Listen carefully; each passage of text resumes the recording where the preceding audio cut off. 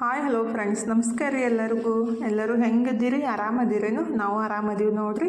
ನೀವು ಎಲ್ಲರೂ ಆರಾಮದ್ರಂತ ಭಾವಿಸ್ತಾ ಇವತ್ತಿನ ಲಾಗ್ನ ಸ್ಟಾರ್ಟ್ ಮಾಡಿದ್ದು ನೋಡ್ರಿ. ಟೈಮ್ ಈಗ 5:30 ಆಗೈತಿ. ಫಸ್ಟಿಗೆ ಸ್ವಲ್ಪ ಎದ್ದು ಮುಖ ತಗೊಂಡು ಎಣ್ಣೆ ಹಚ್ಕೊಂಡ್ಬಿಟ್ಟು ಆಮೇಲೆ ನೆಕ್ಸ್ಟ್ ಕೆಲಸನ ಸ್ಟಾರ್ಟ್ ಮಾಡ್ಬೇಕು ನೋಡ್ರಿ. ಅಂದ್ರೆ ಭಾಳ ದಿವಸದಿಂದ ಎಣ್ಣೆ ಹಚ್ಕೊಂಡಿತ್ತಿಲ್ಲ, ಕೂದಲ ಉದ್ರಾಕ್ ಸ್ಟಾರ್ಟ್ ಆಗಿದ್ದ. ನಾನು ಏನು ಮಾಡ್ತಿದ್ರಿ, ಏನಂತಾರೆ ಬ್ಯಾಸರು ಬಂದು ಬಿಟ್ಬಿಡ್ತೀನಿ. ಒಂದು 15 ದಿವಸ ಆದ ಕೂಡಲೇ ಕೂದಲ ಜಾಸ್ತಿ ಉದ್ರಾಕು ಸ್ಟಾರ್ಟ್ ಆಗ್ತಾವೆ ಮತ್ತು ಡ್ಯಾಂಡ್ರಫ್ ಆಗ್ಬಿಡ್ತಂದ್ರೆ ಕೂದಲ ಜಾಸ್ತಿ ಉದುರ್ತಾವ್ರಿ. ಮತ್ತು ಅವಾಗವಾಗ ಎಣ್ಣೆ ಹಚ್ಕೊಂಡು ತಲೆ ವಾಶ್ ಮಾಡ್ಕೋತಾ ಇದ್ರೆ ಕೂದಲ ಉದ್ರಂಗಿಲ್ಲ ರೀ. ಹೀಗಾಗಿ ಇವತ್ತು ನೆನಪಾಯಿತು. ಮತ್ತು ನಿನ್ನೆ ರಾತ್ರಿ ಎಲ್ಲ ಸ್ವಲ್ಪ ತಲೆನೂ ಕೆರ್ಯಾಕ ಸ್ಟಾರ್ಟ್ ಆಗಿತ್ತು. ಅಂದರೆ ಡ್ಯಾಂಡ್ರಫ್ ಆಗ್ಬಿಡ್ತಂದ್ರೆ ತಲೆಯೆಲ್ಲ ಕೆರ್ಯಾಕ ಸ್ಟಾರ್ಟ್ ಆಗುತ್ತೆ ರೀ. ನಮ್ಮ ಕಡೆ ಆ ರೀತಿ ಅಂತೀವಿ ನಾವು, ಅಂದರೆ ತಲೆ ಕೆರಿತೈತೆ ಅಂತ ಅಂತೀವಲ್ರಿ. ಡ್ಯಾಂಡ್ರಫ್ ಜಾಸ್ತಿ ಐತಿಲ್ಲೋ ಆ ರೀತಿ ಆಗುತ್ತೆ. ಹೀಗಾಗಿ ಎಣ್ಣೆ ಹಚ್ಕೊಂಡ್ಬಿಟ್ಟು ತಲೆ ವಾಶ್ ಮಾಡ್ಕೊಂಡ್ಬಿಟ್ರೆ ಡ್ಯಾಂಡ್ರಫು ಕಮ್ಮಿ ಆಗುತ್ತೆ ಮತ್ತು ಅದು ತಲೆ ಏನು ಕೆರೆತ ಇರ್ತೈತೆ ಅಂದರೆ ಅದನ್ನು ಕಮ್ಮಿ ಆಗುತ್ತೆ. ಅಂದರೆ ಡ್ಯಾಂಡ್ರಫ್ ಆಗಿದ್ದಕ್ಕನ ಅದು ಕೆರಿತೈತ್ರಿ.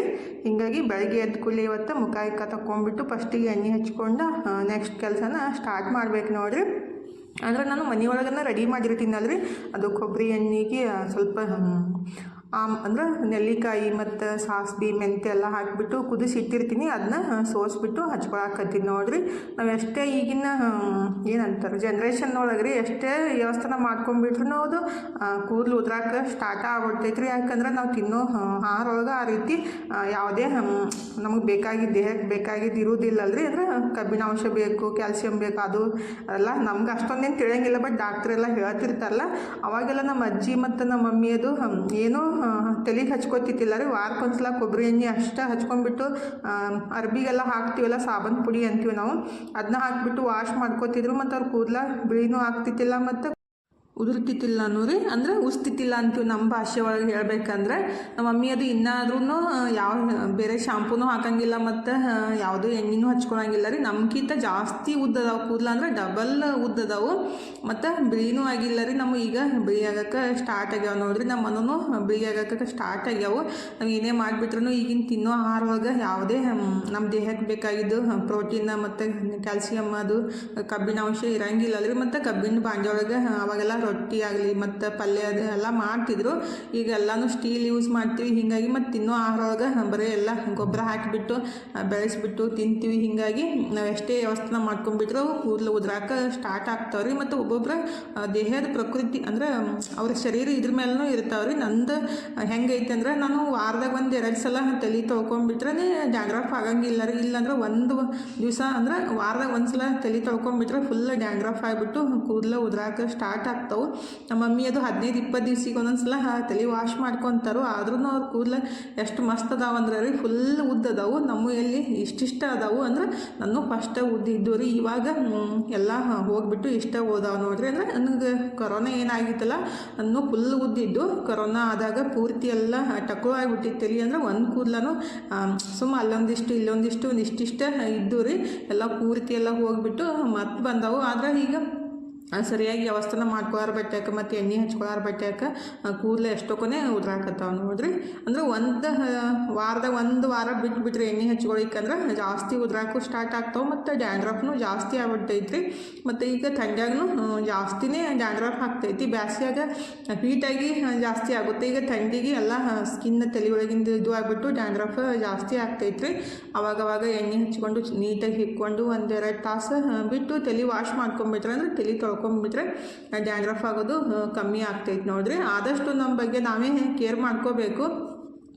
ಕೇರ್ ಮಾಡ್ಕೊಳಿಕ್ಕಂದ್ರೆ ಎಲ್ಲ ಹೋದ್ಮೇಲೆ ಏನೋ ಅಂತಾರಲ್ಲ, ಅದು ಕಳ್ಕೊಂಡ್ಮೇಲೆ ಹುಡುಕ್ಯಾಡ್ರೂ ಸಿಗಲ್ಲ ಅಂತೇಳಿ ಆ ರೀತಿ ಆಗ್ಬಿಡ್ತೈತೆ ನೋಡ್ರಿ. ಇದ್ದಾಗನ ಸ್ವಲ್ಪ ಅವಾಗವಾಗ ಕೇರ್ ಮಾಡ್ಕೋತಾ ಇರಬೇಕು. ನಾನು ಏನು ಮಾಡ್ತೀನಿ, ಮನೆ ಕೆಲಸದೊಳಗೆ ಎಲ್ಲಿ ಹೋಲ್ಬಿಡಪ್ಪ ಅಂತೇಳಿ ಬಿಟ್ಬಿಡ್ತೀನಿ ರೀ. ಅಂದರೆ ಬೆಳಗ್ಗೆ ಎದ್ದು ಕೂಡಲೇ ಜಳಕ ಮಾಡೋದಾಗುತ್ತೆ. ರಾತ್ರಿ ಹಚ್ಕೊಂಡ್ಬಿಟ್ರೆ ಎಲ್ಲ ಹಾಸಿಗೆಲ್ಲ ಆಗ್ತೈತಿ, ಅಂದರೆ ದಿಮ್ಮೆಲ್ಲ ಆಗ್ತೈತಿ. ಹೋಲ್ಬಿಡು ಬೆಳಗ್ಗೆ ಹಚ್ಕೊಂಡ್ರೆ ಆಯ್ತು ಅಂತೀನಿ. ಮತ್ತು ಬೆಳಗ್ಗೆ ಎದ್ದು ಕೂಡಲೇ ಮನೆ ಕೆಲಸ ಮಾಡೋಕ್ಕೆ ಸ್ಟಾರ್ಟ್ ಮಾಡಿಬಿಡ್ತೀನಿ. ನೆನಪು ಹಾರ್ಬಿಡ್ತೈತ್ರಿ. ಹೀಗಾಗಿ ಇವತ್ತು ನೆನಪು ಮಾಡ್ಕೊಂಡ್ಬಿಟ್ಟು ಎಣ್ಣೆ ಹಚ್ಕೊಂಡು ಕೆಲಸನ ಸ್ಟಾರ್ಟ್ ಮಾಡಿದ್ದೀನಿ ನೋಡಿರಿ. ಅಂದ್ರೆ ಫಸ್ಟಿಗೆ ಎಣ್ಣೆ ಹಚ್ಕೊಂಡು ಬಂದುಬಿಟ್ಟು ಅಡುಗೆ ಮನೆ ಕೆಲಸನ ಸ್ಟಾರ್ಟ್ ಮಾಡಿದ್ದೀನಿ ರೀ. ಅಂದ್ರೆ ಸ್ವಲ್ಪ ಬಾಂಡೆ ಎಲ್ಲ ತಿಕ್ಕಿದ್ದು ಎತ್ತಿಟ್ಬಿಟ್ಟು ಗ್ಯಾಸ್ ಸ್ಟವ್ ಎಲ್ಲ ಒರೆಸ್ಬಿಟ್ಟು ಅರಿಶಿನ ಕುಂಕುಮ ಹಚ್ಕೊಂಡು ಕಸ ಹೊಡಿಗಿ ಮತ್ತು ನಮ್ಮ ಮನೆಯವ್ರು ಬೇರೆ ಇಲ್ಲಲ್ರಿ, ಅಂದ್ರೆ ದೇವ್ರಿಗೆ ಹೋಗ್ಯಾರಲ್ಲ, ಹಿಂಗಾಗಿ 4-5 ದಿವಸ ಬರೋಂಗಿಲ್ಲ. ಇನ್ನು 4-5 ದಿವಸ ತನಕ ಬೆಳಗ್ಗೆ ಕಸ ಹುಡ್ಕೋದು ಪರಿಸಿ ಒರೆಸೋದು ಎಲ್ಲ ಕೆಲಸ ನಂದ ನೋಡಿರಿ. ಅಂದ್ರೆ ನಾನು ಕಸ ಗುಡಿಸ್ಕೊಟ್ರೆ ಅವರು ನೆಲ ಒರೆಸ್ತಿದ್ರು. ಈಗ ಅವ್ರು ಇಲ್ಲಾರ ಬಿಟ್ಟಕ್ಕೆ ಎಲ್ಲ ಕೆಲಸ ನಾನೇ ಮಾಡಬೇಕು. ಹಿಂಗಾಗಿ ಸ್ವಲ್ಪ ಜಲ್ದಿನೇ ಎದ್ಬಿಟ್ಟು ಎಲ್ಲ ಕೆಲಸ ಮಾಡೋಕ್ಕೆ ಸ್ಟಾರ್ಟ್ ಮಾಡಿದ್ದೀನಿ ನೋಡಿರಿ. ನಮ್ಮ ಮನೆಯವರು ಇರ್ಲಿಕ್ಕಂದ್ರೆ ಸ್ವಲ್ಪ ಜಾಸ್ತಿನೇ ಆಗ್ತಿತ್ತು ಕೆಲಸ. ಅಂದ್ರೆ ನೆಲ ಒರೆಸೋದು ಮತ್ತು ಪೂಜೆ ಮಾಡೋದು, ನೀರು ಕಾಸಕ್ಕೆ ಇಡೋದು ಇವನ್ನೆಲ್ಲ ಅವರು ಮಾಡ್ತಿದ್ರು. ಅವ್ರು ಇಲ್ಲಾರ ಬಿಟ್ಟಕ್ಕೆ ಈಗ ನಾನೇ ಮಾಡಬೇಕು ನೋಡಿರಿ. ಒಬ್ಬರೇ ಮಾಡೋದಂದ್ರೆ ಸ್ವಲ್ಪ ಕೆಲಸ ಲೇಟ್ ಆಗ್ತೈತ್ರಿ. ಒಂದು ಅರ್ಧ ತಾಸು ಒಳಗೆ ಆಗೋದು, 1 ತಾಸು ಟೈಮ್ ತೊಗೋತೈತಿ. ಈಗ ಕಸ ಗುಡಿಸ್ದೆ ರೀ, ಹೊರಗಡೆ ಅಷ್ಟು ನೀರು ಹೊಡೆದ್ಬಿಟ್ಟು ನೆಲ ಒರೆಸಿ ಆಮೇಲೆ ರಂಗೋಲಿ ಹಾಕಕ್ಕೆ ಬರ್ತೈತ್ರಿ. ಹಿಂಗಾಗಿ ಅದಕ್ಕಂತ ಫಸ್ಟಿಗೆ ಹೊರಗಡೆ ನೀರು ಹೊಡೆದು ಬಂದಿದ್ದೀನಿ. ಅಂದರೆ ಜಳಕ ಮಾಡೋಕ್ಕೆ ನೀರು ಕಾಸಕ್ಕೆ ಇಟ್ಟೆ ರೀ. ನಾವು ಇದೇ ರೀತಿ ಅದು ಕೊಯ್ಲು ಹಾಕಿಬಿಟ್ಟು ನೀರು ಕಾಸ್ತೀವಿ. ನಾನೆಲ್ಲ ಕೆಲಸ ಮುಗಿಸೋ ಮಟ್ಟ ಮತ್ತು ನೀರು ಕಾಯ್ದುಬಿಡ್ತಾವಂತ ನೀರು ಕಾಸಕ್ಕೆ ಇಟ್ಟಿದ್ದೀನಿ ರೀ. ಈಗ ಫಸ್ಟಿಗಿದ್ರೆ ನೆಲ ಒರೆಸೋಕ್ಕೆ ಸ್ಟಾರ್ಟ್ ಮಾಡಿದ್ದೀನಿ ನೋಡಿರಿ. ನೆಲ ಒರೆಸಂದಾಗ ಸ್ವಲ್ಪ ಅರಿಶಿನ ಪುಡಿ ಮತ್ತು ಸ್ವಲ್ಪ ಉಪ್ಪು ಹಾಕಿ ಒರೆಸ್ಬೇಕಂತಾರು. ಇದನ್ನ ಭಾಳ ದಿವಸದಿಂದ ಫಾಲೋ ಮಾಡ್ತೀವಿ ರೀ ನಾವು ಭೀ. ಹಿಂಗಾಗಿ ಸ್ವಲ್ಪ ಅರಿಶಿನ ಪುಡಿ ಮತ್ತು ಉಪ್ಪು ಹಾಕಿಬಿಟ್ಟು ನೆಲ ಒರೆಸಾತೀನಿ ನೋಡಿರಿ. ಬೇಕಂದ್ರೆ ಫಿನೈಲು ಹಾಕ್ತೀವಿ ಒಂದೊಂದು ಸಲ. ಅಂದ್ರೆ ವಾರದಾಗ 1-2 ಸಲ 3 ಸಲ ಅಷ್ಟೇ ಫಿನೈಲ್ ಹಾಕ್ತೀವಿ. ಡೈಲಿ ಹಾಕಕ್ಕೆ ಹೋಗಂಗಿಲ್ಲ. ಡೈಲಿ ಸ್ವಲ್ಪ ಉಪ್ಪು ಮತ್ತು ಅರಿಶಿನ ಪುಡಿ ಹಾಕಿಬಿಟ್ಟು ನೆಲ ಈ ರೀತಿ ಒರೆಸೋದು ನೋಡಿರಿ. ಇನ್ನು ಪಟ್ ಅಂತ ಮನೆ ಕೆಲಸ ಎಲ್ಲ ಮುಗಿಸ್ಬಿಡ್ತೀನಿ ರೀ. ಅಂದ್ರೆ ನೆಲ ಎಲ್ಲ ಒರೆಸ್ಬಿಡ್ತೀನಿ. ಈಗ ನೆಲ ಒರೆಸಿ ಹೊರಗಡೆ ರಂಗೋಲಿ ಹಾಕೋಣಂತೇಳಿ ಬಂದಿದ್ದೆ ರೀ. ಪಕ್ಷಿಗಳು ಬಂದುಬಿಟ್ಟು ಒದ್ರಾಕೆ ಸ್ಟಾರ್ಟ್ ಮಾಡಿದ್ದು, ಅಂದ್ರೆ ಸೌಂಡ್ ಮಾಡೋಕ್ಕೆ ಸ್ಟಾರ್ಟ್ ಮಾಡಿದ್ದು ರೀ. ಡೈಲಿ ಇಲ್ಲಿ ನಾನು ಕಾಳು ಹಾಕ್ತೀನಿ ರೀ ಪಕ್ಷಿಗಳಿಗೆ. ಸಜ್ಜಿ ಅಥವಾ ಅಕ್ಕಿ ಯಾವುದಾದ್ರೂ ಒಂದು ಕಾಳನ್ನು, ಅಂದ್ರೆ ಸಣ್ಣ ಸಣ್ಣ ಕಾಳು ಹಾಕ್ಬೇಕು ರೀ. ಗುಬ್ಬಿಗೆ ಸಜ್ಜಿ ಮತ್ತು ಅಕ್ಕಿ ಹಾಕಬೇಕು. ಗೋಧಿ ಅದು ಹಾಕಕ್ಕೆ ಹೋಗ್ಬಾರ್ದು, ಅವಕ್ಕೆ ತಿನ್ನಕ್ಕೆ ಅಷ್ಟೊಂದು ಸರಿ ಅನ್ಸಂಗಿಲ್ಲ. ಹಿಂಗಾಗಿ ನಾನು ಸಜ್ಜಿ ಅಥವಾ ಅಕ್ಕಿನ ಹಾಕ್ತೀನಿ ರೀ. ಸೌಂಡ್ ಮಾಡಾಕತ್ತಿದ್ದು ಅಂತ ಅಲ್ಲಿ ಪಕ್ಷಿಗಳಿಗೆ ಕಾಳು ಹಾಕಿ ಬಂದು ಈಗ ರಂಗೋಲಿ ಹಾಕಾಕತ್ತೀನಿ ನೋಡ್ರಿ. ಹೊರಗಡೆ ಬಂದುಬಿಟ್ರೆ ಅದು ಗೊತ್ತಾಗ್ತೈತಿ. ನೆಲ ಒರೆಸ್ಕೊಂತ ಒಳಗೆ ಇದ್ದೆ ಅಲ್ರಿ, ಅವು ಸೌಂಡ್ ಮಾಡಿದ್ದು ಗೊತ್ತಾಗಲಿಲ್ಲ. ಹೊರಗಡೆ ರಂಗೋಲಿ ಹಾಕಾಕಂತ ಬಂದಿದ್ದೆ, ಸೌಂಡ್ ಮಾಡಾಕತ್ತಿದ್ದು. ಅವಾಗ ಕಾಳು ಹಾಕಿ ಬಂದು ಇನ್ನು ಅರ್ಬಿ ತೊಳೆಯಾಕತ್ತೀನಿ ನೋಡ್ರಿ. ಪ್ಯಾಂಟ್ ಶರ್ಟ್ ಸ್ವಲ್ಪ ಇದ್ವು. ಮನೂ ಮತ್ತು ನಮ್ಮ ಮನೆಯವರು ಅರ್ಬಿ ಅಷ್ಟು ತೊಳೆದು ಹಾಕಿಬಿಟ್ಟು ಜಳಕ ಮಾಡ್ರೈತಂತ ಅರ್ಬಿ ತೊಳೆಯಾಕತ್ತೀನಿ ರೀ. ಮತ್ತು ಎಣ್ಣೆ ಹಚ್ಕೊಂಡು 2 ತಾಸು ಆಗಿತ್ತಿಲ್ಲ. ಫಸ್ಟಿಗಿದ್ರೆ ಅರ್ಬಿ ತೊಳೆದು ಟಾಯ್ಲೆಟ್ ಬಾತ್ರೂಮ್ನು ತಿಕ್ಬೇಕು ರೀ. ಹಿಂಗಾಗಿ ಎಲ್ಲ ತಿಕ್ಕಿ ಈಗ ಜಳಕ ಮಾಡಿ ಬಂದಿದ್ದೀನಿ ನೋಡಿರಿ. ಫಸ್ಟಿಗಿದ್ರೆ ಪೂಜೆ ಮಾಡಿಬಿಟ್ಟು ನೆಕ್ಸ್ಟ್ ಕೆಲಸನ ಸ್ಟಾರ್ಟ್ ಮಾಡ್ಬೇಕು ರೀ. ಇವತ್ತು ನಾಷ್ಟಾದ ಕೆಲಸ ಏನೂ ಇಲ್ಲ ರೀ. ಯಾಕಂದರೆ ತನು ಆಲ್ರೆಡಿ ಉಪ್ಪಿಟ್ಟು ಮಾಡಿ ಇಟ್ಟಾರೆ. ನಾನೆಲ್ಲ ಕೆಲಸ ಮುಗಿಸೋ ಮಟ್ಟ ತನು ಇದ್ರೆ ಉಪ್ಪಿಟ್ಟು ಮಾಡಿ ಇಟ್ಟಾಳೆ. ಇನ್ನೂ ಏನೂ ಇಲ್ಲರಿ, ಪೂಜೆ ಮಾಡಿಬಿಟ್ಟು ನಾಷ್ಟ ಮಾಡೋದು ಕೆಲಸ. ಈಗ ರೀ ಪೂಜೆನೂ ಆಯ್ತು ನೋಡಿರಿ. ದೇವ್ರಿಗೆ ನಮಸ್ಕಾರ ಮಾಡ್ಕೊಂಬಿಟ್ಟು ನಾಷ್ಟ ಮಾಡೋಕ್ಕೆ ಬಂದಿದ್ದೀನಿ ನೋಡಿರಿ. ಅಂದರೆ ತನು ಉಪ್ಪಿಟ್ಟು ಮಾಡಿಟ್ಟಿದ್ಲಲ್ಲ, ತನಗಷ್ಟೇ ಉಪ್ಪಿಟ್ಟು ಹಾಕಿ ಕೊಟ್ಬಿಟ್ಟು ಇನ್ನು ಡಬ್ಬಿಗೂ ಉಪ್ಪಿಟ್ಟು ಕಟ್ ಅಂದಿದ್ಲು. ತನು ರೊಟ್ಟಿ ಮಾಡ್ತಂದಿದ್ದೆ ರೀ, ರೊಟ್ಟಿ ರೀ ಚಪಾತಿ ರೀ. ಬ್ಯಾಡ ಮಮ್ಮಿ ನಂಗೆ ಉಪ್ಪಿಟ್ಟು ಒಯ್ತನಂತ ಉಪ್ಪಿಟ್ಟು ರೆಡಿ ಮಾಡಿಟ್ಟಿದ್ಲು. ಡಬ್ಬಿಗೆ ಅಷ್ಟು ಉಪ್ಪಿಟ್ಟು ಹಾಕಿಬಿಟ್ಟು ತನಗೂ ನಾಷ್ಟಕ್ಕೆ ಉಪ್ಪಿಟ್ಟು ಹಾಕಿ ಕೊಟ್ಟೆ ರೀ. ಮನು ಇದ್ರೆ ಆಲ್ರೆಡಿ ನಾಷ್ಟ ಮಾಡ್ಯಾನ್ರಿ. ಈಗ ತನು ಮತ್ತು ನಾನು ನಾಷ್ಟ ಮಾಡತ್ತೀವಿ ನೋಡಿರಿ. ಟೈಮ್ 8:30 ಆಗೈತಿ. ತನೂ ನಾಷ್ಟ ಮಾಡಿ ಡಬ್ಬಿಗೆ ಕಟ್ಕೊಂಡು ಕಾಲೇಜ್ಗೆ ಹೋದ್ಲು. ಇವತ್ತು ನಡ್ಕೊತ ಹೋಗ್ಬೇಕ್ರಿ. ಈಗ ಇನ್ನು 4-5 ದಿವಸ ನಡ್ಕೊತನೇ ಹೋಗ್ಬೇಕ್ರಿ. ಯಾಕಂದ್ರೆ ಅವ್ರ ಪಪ್ಪ ಇದ್ರೆ ಬಿಟ್ಟು ಬರ್ತಿದ್ರು. ಅಂದರೆ 1.5 ಕಿಲೋಮೀಟ್ರ್ ಆಗುತ್ತೆ. ಇನ್ನು 4-5 ದಿವಸ ನಡ್ಕೊತಾನೆ ಹೋಗ್ಬೇಕು ನೋಡಿರಿ. ತನ್ನೂ ಕಾಲೇಜ್ಗೆ ಹೋದ್ಲು. ಮನೂ ಜಳಕ ಮಾಡಿ ಕಾಲೇಜ್ಗೆ ಹೊಂಟಾನ ನೋಡಿರಿ. ಅಂದರೆ ಜಳಕಕ್ಕಿಂತ ಮುಂಚೆ ನಾಷ್ಟ ಮಾಡಿದ್ದ. ಈಗ ಜಳಕ ಮಾಡಿಬಿಟ್ಟು ಕಾಲೇಜ್ಗೆ ಮನೂ ಹೋದಾರಿ. ಇನ್ನು ನಾನು ಒಬ್ಬಾಕಿನೇ ನೋಡಿರಿ. ಮನೂ ತನು ಹೋದ್ಮೇಲೆ ಅರ್ಬಿ ಸ್ವಲ್ಪ ಇದ್ದು ಅಲ್ರಿ, ಅಂದರೆ ಜಳಕ ಮಾಡಿದ್ದ ಅರ್ಬಿ ಇದ್ದು ಆ ಅರ್ಬಿ ಎಲ್ಲ ತೊಳೆದ್ಬಿಟ್ಟು ಈಗ ಸ್ವಲ್ಪ ಚಹಾ ಮಾಡ್ಕೊಂಡು ಕುಡಿಯಂತ ಚಹಾ ಮಾಡಾಕತ್ತೀನಿ ನೋಡಿರಿ. ಸ್ವಲ್ಪ ಶುಂಠಿ ಬೆಲ್ಲ ಹಾಕಿಬಿಟ್ಟು ಚಹಾ ಮಾಡಬೇಕು ಅಂತ ಚಹಾ ಮಾಡಕ್ಕೆ ಇಟ್ಬಿಟ್ಟು, ಮತ್ತು ಇವತ್ತು ಸ್ಪೆಷಲ್ಲಾಗಿ ಹೊಸ ರೆಸಿಪಿನ ಟ್ರೈ ಮಾಡಿದ್ರಿ. ಭಾಳ ಮಸ್ತ್ ಬಂದಿತ್ತು. ಅಂದ್ರೆ ನಮ್ಮ ಕಡೆ ಯಾರೂ ಈ ರೀತಿ ಮಾಡಂಗಿಲ್ಲ ರೀ. ಮತ್ತು ಇದಕ್ಕೆ ಸಾಸ್ವೆ ಪಲ್ಯನೂ ಬೇಕಾಗ್ತೈತಿ. ಬಟ್ ನನ್ನ ಕಡೆ ಸಾಸ್ವೆ ಪಲ್ಯ ಏನು ಇದ್ದಿತ್ತಿಲ್ಲ ರೀ. ನನ್ನ ಕಡೆ ಯಾವ ಪಲ್ಯ ಅದಾವಲ್ಲ ಅದನ್ನ ಹಾಕಿಬಿಟ್ಟು ಟ್ರೈ ಮಾಡೋಣಂತ ಮಾಡಾಕತ್ತೀನಿ ನೋಡಿರಿ. ಮಸ್ತ್ ಬಂದಿತ್ತು ಮತ್ತು ಟೇಸ್ಟ್ನೂ ಡಿಫ್ರೆಂಟಾಗಿತ್ತು. ಇದೇ ರೆಸಿಪಿನ ನಮ್ಮ ಸ್ಟೈಲ್ ಒಳಗೆ, ಅಂದರೆ ನಮ್ಮ ಉತ್ತರ ಕರ್ನಾಟಕ ಸ್ಟೈಲ್ ಒಳಗೆ ಮಾಡಿಬಿಟ್ರೆ ಇನ್ನೂ ಟೇಸ್ಟ್ ಜಾಸ್ತಿ ಆಗ್ತೈತಿ. ನಾನು ಫಸ್ಟ್ ಟೈಮ ಭಾಳ ಅದು ರೀಲ್ಸ್ ಒಳಗೆ ಟ್ರೆಂಡಿಂಗ್ ನಡೆದಿತ್ತು ರೀ, ಸರ್ಸುಕ್ಕ ಸಾಗಂತೇಳಿ. ಅದನ್ನೇ ಟ್ರೈ ಮಾಡೋಣ ಯಾವ ರೀತಿ ಇರುತ್ತೆ, ಟೇಸ್ಟ್ ಆಗುತ್ತೆ ಆಗುತ್ತೆ ಇಲ್ಲ ಅಂತ ಮಾಡಿದ್ರಿ. ಇದಕ್ಕೆ ನಾನು ಪಾಲಕ್ ಮತ್ತು ಮೂಲಂಗಿ ಪಲ್ಯ ಮತ್ತು ಮೆಂತಿ ಪಲ್ಯ ಮತ್ತು ಹುಂಚಿಕಾಯಿ ಪಲ್ಯ ಹಾಕಿಬಿಟ್ಟು ಮಾಡಿದ್ರಿ. ಇದಕ್ಕೆ ಆ್ಯಕ್ಚುಲಿ ಇನ್ನೂ 2 ಪಲ್ಯನ ಹಾಕಿಬಿಟ್ರೆ ಇನ್ನೂ ಟೇಸ್ಟ್ ಜಾಸ್ತಿ ಆಗ್ತಿತ್ತು. ಅವು ನಮ್ಮ ಕಡೆ ಸಿಗ್ತಾವ್ರಿ, ಅಂದರೆ ಪುಂಡಿ ಪಲ್ಯ ಮತ್ತು ಚಂದನ್ ಭಟ್ ಅಂತ ಸಿಗ್ತೈತ್ರಿ. ನಾವೆಲ್ಲ ಸಂಕ್ರಾಂತಿ ಒಳಗೆ ಎಲ್ಲ ಮಸಿ ಒಳಗೆ ಹಾಕಿಬಿಟ್ಟು ಮಾಡ್ತೀವಲ್ರಿ, ಎಲ್ಲ ರೀತಿ ಕಾಳು ಹಾಕಿ. ಆ ಕಡೆ ಏನು ಮಾಡ್ತಾರಂದ್ರೆ ಸಾಸ್ಬಿ ಪಲ್ಯ ಮತ್ತು ಪಾಲಕ್ ಹಾಕಿಬಿಟ್ಟು ಸರ್ಸಕ್ಕೆ ಸಾಗಂತ ಮಾಡ್ತಾರೆ. ಅದನ್ನೇ ನೋಡಿಬಿಟ್ಟು ನಾನು ಇವತ್ತು ಟ್ರೈ ಮಾಡೋಣ, ಹೆಂಗಾದ್ರೂ ಇಷ್ಟ ಪಲ್ಯಗಳು ಅದಾವು ಅಂತ ಮಾಡಾಕತ್ತಿದ್ದು ನೋಡ್ರಿ. ಈ ಕಡೆ ಏನು ಚಾಕ್ ಇಟ್ಟಿದ್ದೆಲ್ಲ ಚಾನೂ ರೆಡಿ ಆಯಿತು. ಅದಕ್ಕೆ ಫಸ್ಟಿಗೆ ಬೆಲ್ಲ ಹಾಕಿದ್ದಿಲ್ಲ, ಮತ್ತು ಸೋಸ್ಬೇಕನ್ನಟ್ಟಿಗೆ ಮತ್ತೆ ನೆನಪಾಯಿತು, ಮತ್ತು ಬೆಲ್ಲ ಹಾಕಿ ಕುದಿಸ್ಕೊಂಡ್ಬಿಟ್ಟು ಈಗ ಚಹಾ ಕುಡಿಯಾಕತ್ತೀನಿ ನೋಡ್ರಿ. ಫಸ್ಟಿಗೆ ಇದನ್ನ ಕುದಿಸಾಕಿಟ್ಬಿಟ್ಟು ಆಮೇಲೆ ಚಹಾ ಕುಡಿದ್ರೈತಂತ ಸೈಡಿಗೆ ಎತ್ತಿಟ್ಟು ಈಗ ಪಲ್ಯನ ಕಟ್ ಮಾಡಾಕತ್ತೀನಿ ನೋಡ್ರಿ. ಇದಕ್ಕೆ ನಾನು ಪಾಲಕ್ ಒಂದು ಸೂಡಷ್ಟು ಮತ್ತು ಹುಂಚಿಕಾಯಿ ಪಲ್ಯ ಅಂತಾರೆ, ಹುಂಚಿ ಪಲ್ಯನೂ ಅಂತಾರೆ, ಒಂದೊಂದು ಕಡೆ ಒಂದೊಂದು ರೀತಿ ಕರೀತಾರೆ. ಅದನ್ನೊಂದು ಕಟ್ಟಷ್ಟು ಮತ್ತು ಮೂಲಂಗಿ ತಂದಿದ್ದೆ ಅಲ್ರಿ, ಮೂಲಂಗಿ ಹಿಂದಿನ ಪಲ್ಯ ಬರುತ್ತಲ್ಲ ಅದನ್ನು ವೇಸ್ಟ್ ಮಾಡಕ್ಕೆ ಹೋಗಬಾರ್ದು. ಅದು ಪಲ್ಯನೂ ಭಾಳ ಮಸ್ತ್ ಆಗ್ತೈತ್ರಿ. ಅದನ್ನು ಹಾಕಿಬಿಟ್ಟು ಮಾಡಾಕತ್ತಿದ್ದು ನೋಡ್ರಿ. ಇದಕ್ಕೆ ಆ್ಯಕ್ಚುಲಿ ನಮ್ಮ ಸೈಡ್ ಹೆಂಗೆ ಮಾಡ್ತಾರಂದ್ರೆ ಕಾಳುಗಳು ಹಾಕಿಬಿಟ್ಟು ಗರಗಟ್ಟ ಥರ ಮಾಡ್ತಾರೆ. ನಾವು ಗರಗಟ್ಟ ಅಂತೀವಿ, ಆ ಕಡೆ ಏನೈತಿಲ್ಲ ಪಂಜಾಬ್ ಬೇರೆ ರಾಜ ಕಡೆ ಸಾಗ ಅಂತಾರು. ಅದನ್ನೇ ಟ್ರೈ ಮಾಡಾಕತ್ತಿದ್ದು ನೋಡ್ರಿ. ರೊಟ್ಟಿಗಂತೂ ಸೂಪರ್ ಕಾಂಬಿನೇಷನ್ ರೀ, ಮತ್ತು ಆರೋಗ್ಯ ದೃಷ್ಟಿಯಿಂದ ನೋಡ್ಬೇಕಂದ್ರೆ ಬೆಸ್ಟ್ ಅಂತೇಳಿ ನಾನು ಟ್ರೈ ಮಾಡಿದ್ದು. ನೀವು ಅನ್ಬೋದು ಎಲ್ಲ ಆ ಕಡೆದೆಲ್ಲ ಮಾಡ್ತೀರಿ ಅಂದ್ರೆ ಯಾಕೆ ಟ್ರೈ ಅಂತೇಳಿ, ಬಟ್ ಇದು ಆರೋಗ್ಯಕ್ಕೂ ಒಳ್ಳೆಯದು ಮತ್ತು ಎಲ್ಲ ಪಲ್ಯ ಇತ್ತಲ್ರಿ, ಅದಕ್ಕಂತ ಟ್ರೈ ಮಾಡೋಣ. ನಾವು ಹೆಣ್ಮಕ್ಳು ಹೆಂಗೆ ಗೊತ್ತೇನ್ರಿ, ಎಲ್ಲ ರೀತಿ ತಿನ್ಬೇಕನ್ನೋ ಆಸೆನೂ ಇರುತ್ತೆ ಮತ್ತು ಮಾಡ್ಬೇಕನ್ನೋ ಆಸೆನೂ ಇರ್ತೈತಿ. ನನಗೂ ಅದು ಆಸೆ ಐತಿ ನೋಡ್ರಿ. ಅಂದರೆ ಎಲ್ಲ ಡಿಶನ್ನು ಮಾಡಬೇಕು, ಟೇಸ್ಟ್ ಹೆಂಗಿರುತ್ತಂತ ನೋಡ್ಬೇಕಂತ ಟ್ರೈ ಮಾಡಾಕತ್ತಿದ್ದು. ಆ್ಯಕ್ಚುಲಿ ಇದಕ್ಕೆ ಪುಂಡಿ ಪಲ್ಯ ಮತ್ತು ಚಂದನ್ ಭಟ್ಟು ಪಲ್ಯ ಇದ್ರೆ ಭಾಳ ಮಸ್ತ್ ಆಗ್ತಿತ್ತು, ಅದು ಟೇಸ್ಟ್ ಇನ್ನೂ ಜಾಸ್ತಿ ಆಗ್ತಿತ್ತು. ನಮ್ಮ ಕಡೆ ಯಾವ ರೀತಿ ಮಾಡ್ತೀವಲ್ರಿ ಅದೇ ಇದೇ ಪಲ್ಯ ಹಾಕಿಬಿಟ್ಟು ಅದು ಟೇಸ್ಟ್ ಡಿಫ್ರೆಂಟಾಗಿರ್ತೈತಿ. ನಾವು ಏನು ಮಾಡ್ತೀವಿ, ಕಾಳುಗಳು ಹಾಕಿಬಿಟ್ಟು ಹೆಸ್ರು ಕಾಳು ಹಾಕಿ ಮಾಡ್ತೀವಿ, ಅದು ಟೇಸ್ಟ್ ಜಾಸ್ತಿ ಇರುತ್ತೆ ಇದಕ್ಕಿಂತ ರೀ. ಈಗ ಇದನ್ನ ಟ್ರೈ ಮಾಡಾಕತ್ತಿದ್ದು ನೋಡ್ರಿ. ಇದನ್ನ ಹೆಂಗೆ ಮಾಡ್ತೀನಿ ಅಂತ ನೋಡ್ಕೊಂಡು ಬರೋಣ ಫಸ್ಟಿಗೆ. ನೆಕ್ಸ್ಟ್ ಮಾಡಿದಾಗ ಅದನ್ನ ರೆಸಿಪಿನ ಶೇರ್ ಮಾಡ್ಕೊತೀನಿ, ಅಂದರೆ ನಮ್ಮ ಸ್ಟೈಲ್ ಒಳಗೆ ರೀ. ಈಗ ಪಂಜಾಬ್ ಸ್ಟೈಲ್ ಒಳಗೆ ಸಾಗ್ ಹೆಂಗೆ ಮಾಡೋದಂತ ನೋಡ್ಕೊಂಡು ಬರೋಣ ಬರ್ರಿ. ಫಸ್ಟಿಗೆ ಪಾಲಕ್, ಹುಂಚಿ ಪಲ್ಯ ಮತ್ತು ಮೆಂತಿ ಪಲ್ಯ ಮತ್ತು ಮೂಲಂಗಿ ಪಲ್ಯ ಎಲ್ಲ ಕಟ್ ಮಾಡಿ ಹಾಕಿಬಿಟ್ಟು ಅದಕ್ಕೆ ರುಚಿ ಸ್ವಲ್ಪ ಉಪ್ಪು ಹಾಕಿ ಮತ್ತು ಮೆಣಸಿನ್ಕಾಯಿ ಹಾಕಿ ಕುದಿಸ್ಕೋಬೇಕ್ರಿ. 1-2 ವಿಷಲ ಕೂಗಿಸ್ಬೇಕು. 1 ಅಥವಾ 2 ವಿಷಲ್ ಒಳಗೆ ಪಲ್ಯ ಎಲ್ಲ ಮೆತ್ತಗೆ ಆಗ್ಬಿಡ್ತೈತಿ.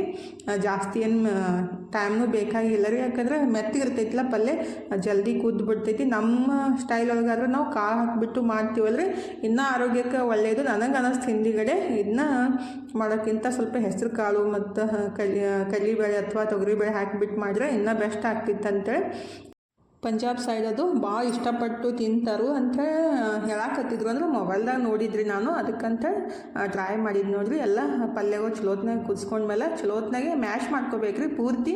ಅದು ನಾವು ಪಾಲಕ್ ಪನ್ನೀರ್ ಹೆಂಗೆ ಮಾಡ್ತೀವಲ್ಲ ಆ ರೀತಿ ಪಾಲಕನ್ನು ಯಾವ ರೀತಿ ಮ್ಯಾಶ್ ಮಾಡ್ಕೊತೀವಲ್ಲ ಕುದಿಸಿದ್ಮೇಲೆ ಅದೇ ರೀತಿ ಈ ರೀತಿ ಮ್ಯಾಶ್ ಮಾಡ್ಕೋಬೇಕು ನೋಡ್ರಿ. ರೇವ್ಗಿ ಇದ್ರೆ ಅಲ್ಲೇ ಮ್ಯಾಶ್ ಮಾಡ್ಕೋಬೋದು, ನನ್ನ ಕಡೆ ಇದ್ದಿತ್ತಿಲ್ಲ ಅಂತೇಳಿ ನಾನು ಮ್ಯಾಶರ್ಲೆ ಮ್ಯಾಶ್ ಮಾಡಾಕತ್ತಿದ್ದು ನೋಡ್ರಿ. ರೇವ್ಗಿ ಇದ್ರೆ ಬೆಸ್ಟ್. ಈ ರೀತಿ ಮಾಡೋಕೆ ಬ್ಯಾಳಿ ಮುಗ್ಸೋಕ್ಕಾಗಲಿ ಮತ್ತು ಈ ರೀತಿ ಪಲ್ಯಗಳು ಮ್ಯಾಶ್ ಮಾಡೋಕ್ಕೆ ರೇವ್ಗಿ ಇದ್ರೆ ಬೆಸ್ಟ್ ನೋಡ್ರಿ. ಅಂದರೆ ಕಡ್ಗೋಲ್ ಅಂತಾರೆ ಒಂದೊಂದು ಕಡೆ, ನಮ್ಮ ಕಡೆ ರೇವ್ಗಿ ಅಂತೀವಿ ನಾವು.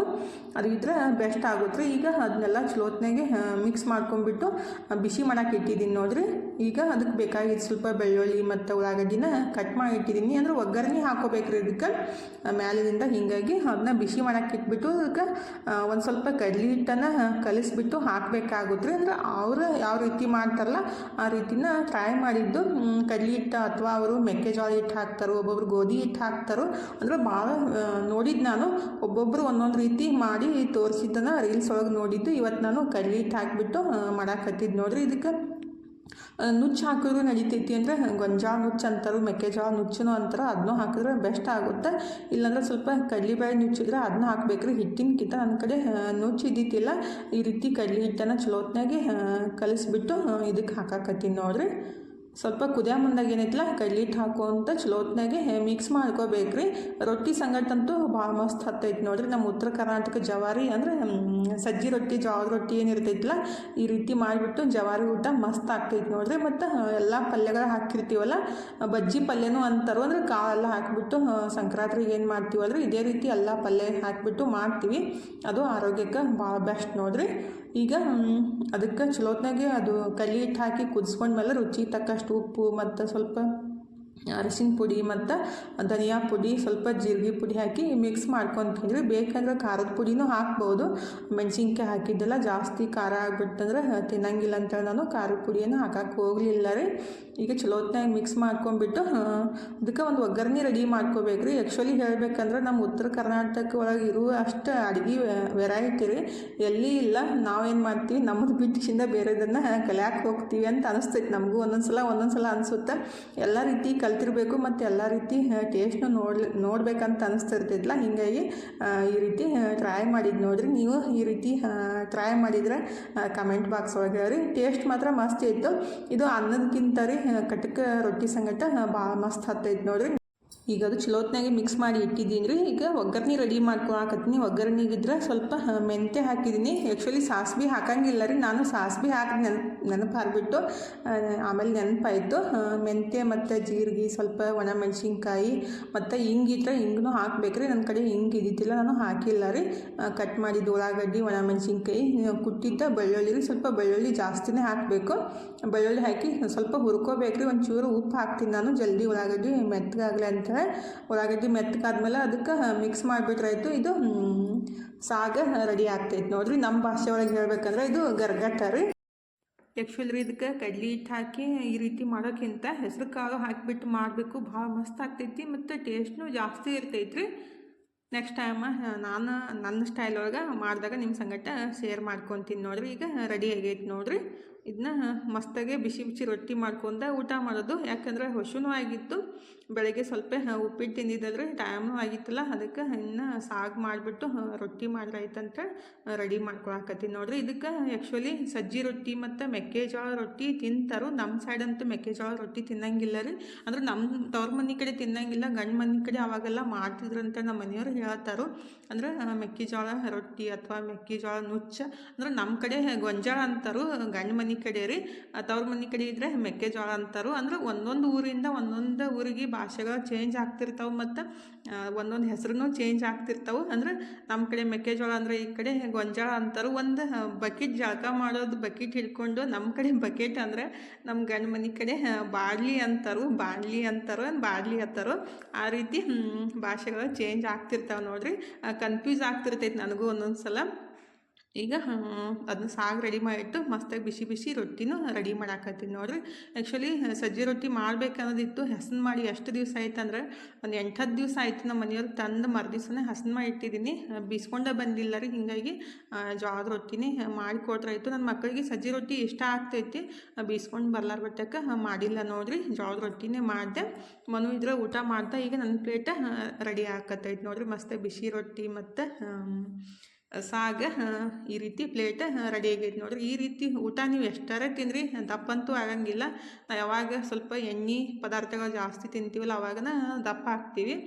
ಯಾರೆಲ್ಲ ಸಣ್ಣ ಆಗಬೇಕನ್ನೋ ಆಸೆ ಇದ್ದವರು ಈ ರೀತಿ ಮಸ್ತಾಗೆ ಪ್ಲೇಟ ರೆಡಿ ಮಾಡಿಕೊಂಡೆ ಹೊಟ್ಟೆ ತುಂಬ ನೀವು 2-3 ರೊಟ್ಟಿ ತಿಂದ್ರೂ ದಪ್ಪ ಆಗೋ ಚಾನ್ಸ್ ಅಂತೂ ಇಲ್ಲ ನೋಡಿರಿ.